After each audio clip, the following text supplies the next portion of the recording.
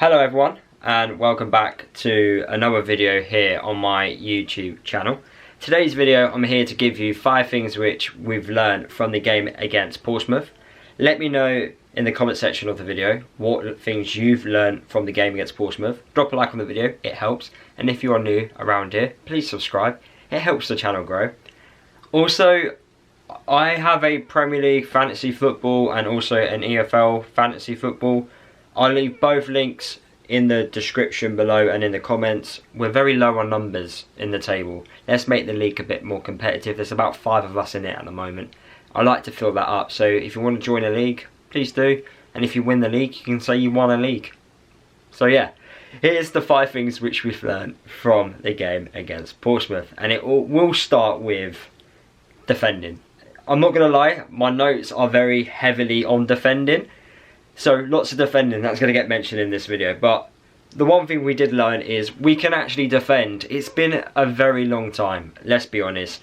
I think I read a stat, the last time we kept a clean sheet away from home, I think was against Rotherham in the Championship, last time.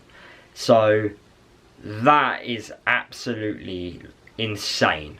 Okay, in the Premier League, it wasn't so much difficult, you can understand that. But that is, wow. So, I'm glad that we kept a clean sheet. It was a shame that it wasn't for Kaminsky in goal, but he did get himself sent off, so that's his own fault. And we will talk about that a little bit in more detail. But the fact that we can defend, I want to highlight Amari Bell. I'm not his biggest fan in terms of, not him as a footballer. I do think he's a good footballer for the level. I just have some question marks on his positioning at times. I do think he can cause an error because he's not familiar in that left-sided back role. But maybe with this new tactical approach which we're going with this season, he may not need to defend as much. He may be attacking more, which will benefit him because he's a progressive defender. Walters, I think, has been an absolute unreal signing since we brought him in. The first game against Burnley, he was one of few standouts in that game. But against Portsmouth, again, putting his body on the line. What a defender. You can understand why Arsenal wanted to keep him. He's unreal. And the thing is with these youngsters which we've got at the football club, they're not the finished article. There's still years of development left in them. They're just going to get better. And it's really scary on how well we can develop him and what he could end up being. Just hopefully he's got that right attitude, but I think he does. And yeah, onwards and upwards with him. And I also want to shout out Alfie because, you know, we always talk about Alfie in terms of his attacking contributions, what he does with his deliveries going forward, set pieces and whatnot. But against Portsmouth, I thought he actually defended extremely well.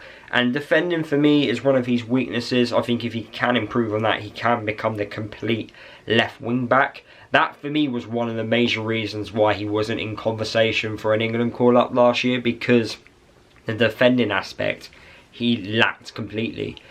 But against Portsmouth, his defending I thought was extremely good. And when he was winning the ball back in the defensive areas, he was then progressing with the ball, taking on players and trying to create something. And that's extremely difficult when you've only got 10 players on the pitch. So he also deserves a massive shout out. But moving on to the second thing which we've learned from today, and I didn't want to mention him in the first bit because he deserves his own standout, and that is MENGI. Wow, what a centre half. And I say it again, not the finished article, years of development left in him. He was only meant to be a squad player last year, but due to the injury crisis which we had at the back last year, he had to play, he had to get minutes. We've thrown him straight in the deep end, and oh my god, he ended up thriving under that pressure. Well, what pressure in fact. He ended up thriving, and he's ended up becoming one of our best centre halves at the football club. And if we can stay injury free, which is the most important thing, he will play the whole season. And I have no doubt that he will go on to bigger and better things. But we must keep him. We can't let him go in this summer transfer window. He is arguably one of our most important players right now. And just like there was times in the game against Portsmouth where they were clean through on goal. And out of nowhere, his recovery runs just got him back in position. He like, he won the ball off the Portsmouth attacker, and then the attack was dead. And he did that on more than one occasion. Those recovery runs and that power which he has, that muscle, it's an unbelievable trait to have, and I'm super happy that we've got him. Definitely need him as part of our system as well. So yeah, Tyrone MENGI definitely deserves his own shout out. The third thing which I want to mention is about the playing out the back. Now, I mentioned it on my match reaction following the game against Portsmouth, and that was one of the reasons why Thomas Kaminski did get sent off, because he got booked for time wasting. And Rob Edwards after the game was quite annoyed with that, because he didn't understand why Thomas got the yellow card. Tyrone was the one on the ball. I understand the whole process of, right, we're playing out from the back, we're inviting pressure, we've got to see where the Portsmouth attackers are, we need to visualise, right, if we're going to pass there, we need to go there, to then get around them, to move the ball quicker up the pitch. I completely understand that. However, that's not always going to work. And if we are going to take our time, we have to be cautious, because I do feel like officials, especially in the early part of the season, are more vigilant on time wasting. They really are, and that's what you clearly saw it in the Portsmouth game, and I feel like we saw it against Burnley as well. We were a bit too slow at times. I understand the process of doing it.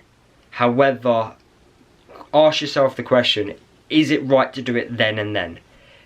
If the referee's just giving you a warning, maybe just go long for a few attempts, or maybe just release the ball a bit quicker for the first couple, and then when the referee kind of forgets about it, then take your time again and see what happens.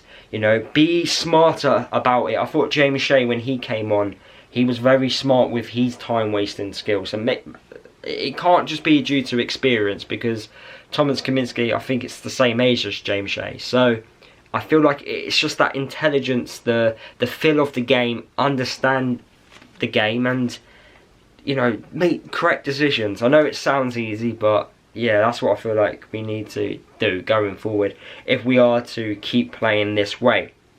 The fourth thing which I feel like we learned, and let's move away a little bit from the defence, we will go back onto it for the fifth thing. Fourth thing, Taylor has a part to play this season. Joe Taylor definitely does. When he came on, it was different to what we had.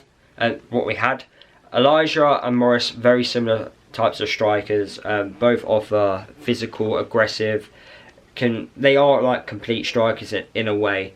Joe Taylor slightly different. He gets in behind. He's very hard to get the ball off, especially when the ball's at his feet. He's quite nippy.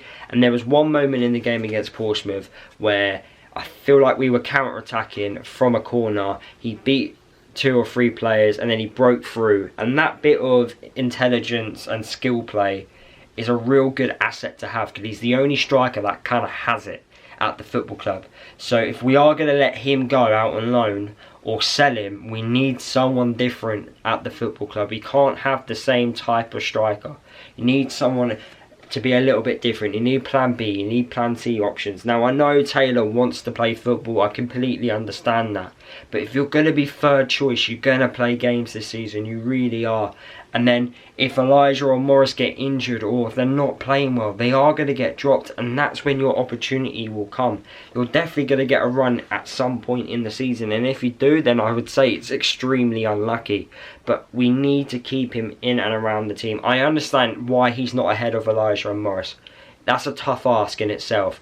But to be that third choice, I think he can do it. I think he's already ahead of Woodrow. He already came on ahead of Woodrow against Portsmouth. So that speaks a lot. So fingers crossed we do carry on playing Joe Taylor in the future and we don't allow him to go. I know one player is going to go, but I do think it is going to be him. But I hope that isn't the case. And finally, the fifth thing which I believe we learnt from the game against Portsmouth is Tom Holmes. He's a bit slow, isn't he? Bit too slow. I thought pre-season it was maybe a lack of fitness, but wow, like even when he came on against Portsmouth, like he's meant to be the fresher centre half, and yet he was still getting outdone by pace, the movement of the championship, the speed of it. It worries me, because I thought he was going to come in to be the replacement of Tom Lockyer. I believe they're very similar in centre halves, but Tom Lockyer, I feel like, just does it simply better than what he does. He needs to learn quickly, I think. I do think he's going to play a lot more. Maybe I'm judging him a bit too harshly early doors, but he's not putting in those types of performances in. You know, we're talking about Walters, who's from Arsenal, who's 19, barely played any football, compared to Tom Holmes, who has played football over the last couple of seasons, yet Walters looks 10 times the player. So that's what worries me a little bit. He hasn't hit the ground running yet, but hopefully after a couple of games in his system, we may see the player, which we all believe we signed. But yeah, I do think he was meant to be the replacement for Tom Lockyer. But yeah, that's the end of today's video, guys. Hopefully you did enjoy it. Drop a like on the video, like I said at the start, if you did enjoy it. Also, it helps with the algorithm with YouTube as well. It pushes the video. Comment below what you learned from the Portsmouth game. Subscribe to the channel if you are new. And yeah, I'll see you all in the next one.